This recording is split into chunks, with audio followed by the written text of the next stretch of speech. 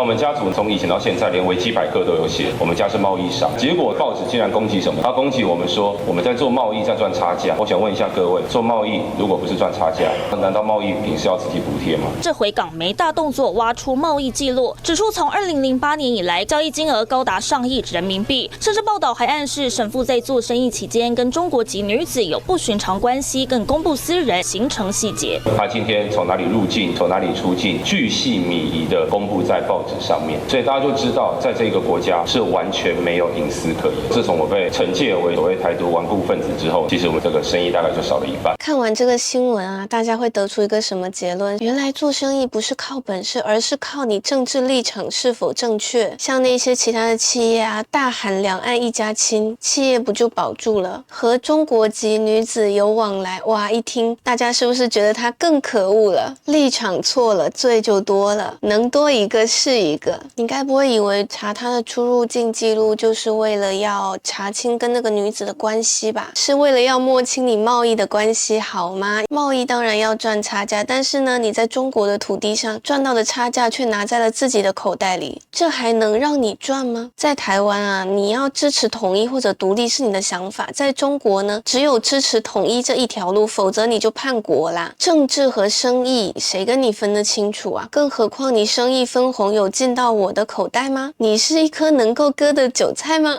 既然你都不能够割，那你这个韭菜在我境内种着干嘛？何况你还是绿色的。像这类的事情你见多了之后，你就会知道其实他是一个有福报的人，他的生意只是少了一半。曾经开宾利的企业家到现在连一个修水管的钱都没有，而且他的企业账户上面只有几块钱。在2年前政府答应他的4000多万的拆迁款，现在连他的窟窿都不够补。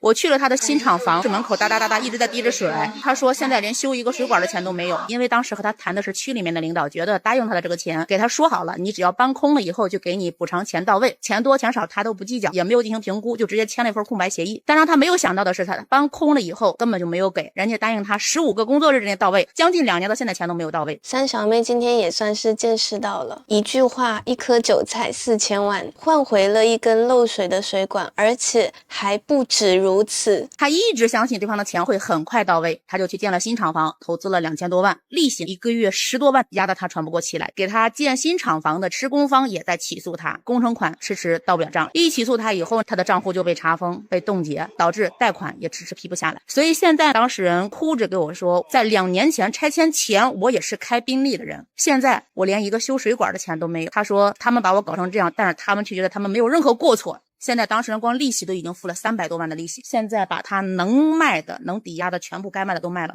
车卖了，房全部都抵押了，现在钱还不上去，而且账户都被查封冻结。为什么？他有过错吗？亏损已经达到6300万人民币，大家都能够听得出来错的是谁。政府让他搬，所以他搬；政府说钱会马上到，所以他信；政府让他签空白协议，所以他签。他认为这个是聪明的商人该做的事情，就是配合政府。前面他提到钱多钱少无所谓，为什么？从中他不一定能够得到完整的款项，他觉得可能是一个我5你5的情况，或者是一个我4你6的情况，但没想到他得到的是一个他0对方是10的这么一个情况，他失算了。不然他这套乖巧听话理论上啊，该是让他继续活下去的，做好了被坑的打算，但他没有做好被榨干的打算。原本人家只是想要割一下韭菜，清理你的财产，没想到后期把你害得这么惨，还让这个律师都看不下去，把这个事情原原本本的还原给了大家看。近日，四川绵阳宣布试行4.5天弹性工作制，鼓励2.5天休假模式。11个省份及直辖市出台了意见，规定休2.5天，实施的时间是夏季，而非整年。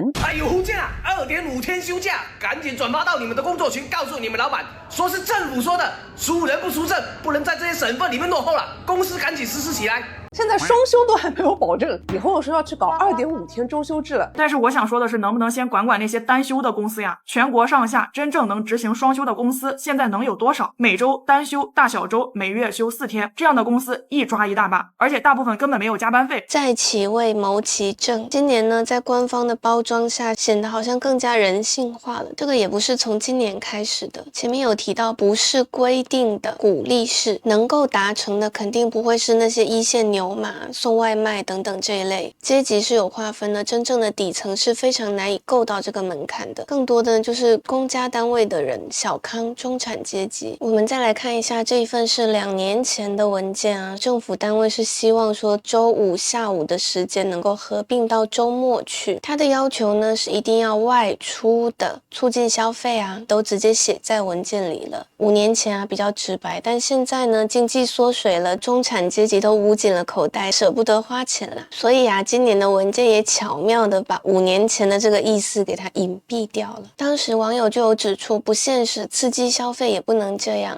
你以为休息是为了让你睡觉的，是为了让你去消费的，这还不是坐办公室的有这福利。我等工作一线的想得美，不得在家休息，让去聚会、喝酒、吃饭、消费去，干脆上3天旅游4天得了，不花完挣的工资不能回家。不干就不干，这年头上班谁不受气呀？我前天被领导训成3孙子，第2天不照常上班吗？你有点不顺心就不干了，今年都换2工作了，你能不这么任性吗？房贷、车贷、2孩子学费、补课费用，我一个人我承担不起呀！你上班之前买衣服、化妆品，你都挣不回来呀！我明天就去找工作行吗？人家别人家30、40岁的小媳妇怎么就能在家待着，我就得出去干呢？你能现实点吗？现在这个年代，我一个人挣钱，4个人花，太难了。中国社会对底层男性的压榨早就超标了，他老婆尽量的在保持情绪稳定，吵完肯定还得再哭一次。中国的劳动供养率确实无法让他养得起这个家。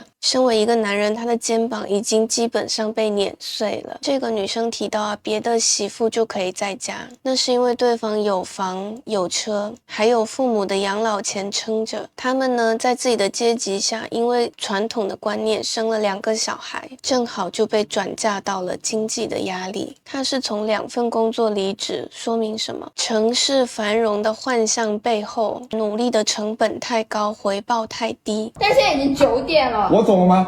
你走没走跟我有什么关系啊？什么事情都堆给我来做，我好欺负是吗？我一个实习生就2000块钱的工资，这种能力，我能把他们的事情交给你做，你觉得可能吗？每个人都有每个人的岗位啊，但是我的任务做完了，明天我不来了吗？做完跟做好是一回事吗？我明天一样可以改正啊。啊？我明天跟今天是一回事吗？现在已经9点了，我到下班时间点了，我签的是劳动合同，又不是卖身契，谁看你在这干？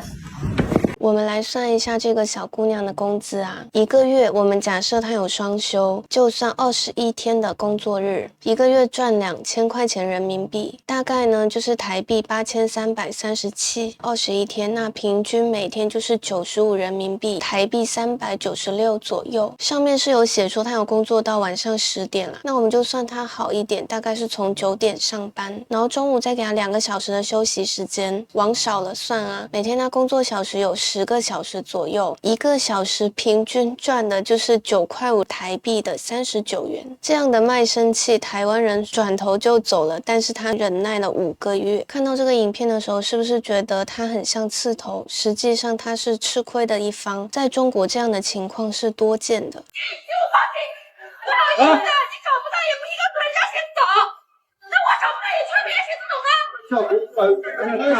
三小妹以前在中国也有遇到这样的情况，当时三小妹去电影院看电影啊，有一个人坐在座位上，三小妹就感觉很奇怪，我就跟那个人说，这个是我的座位哦。对方理直气壮的告诉我，电影院的座位随便坐就可以了，就很像影片里面这样啊，拖鞋去了，游泳馆随便穿就可以了，电影院的座位随便坐就可以了。多肉啊！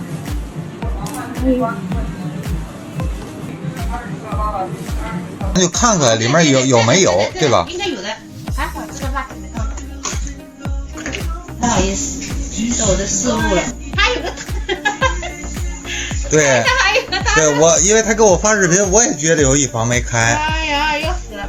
我发现这个房里面肉多，我以为播完了呀。我觉得这里应该还有一个，还有一个。我想买那个。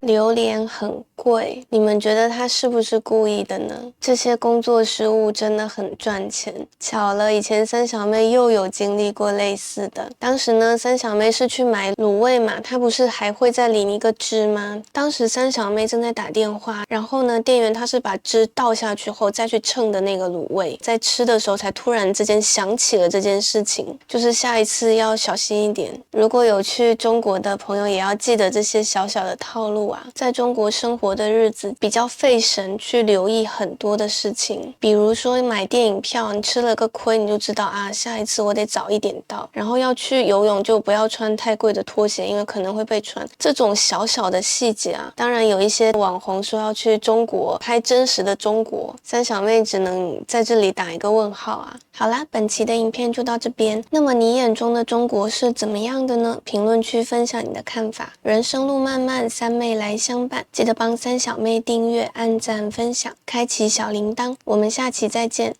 拜拜。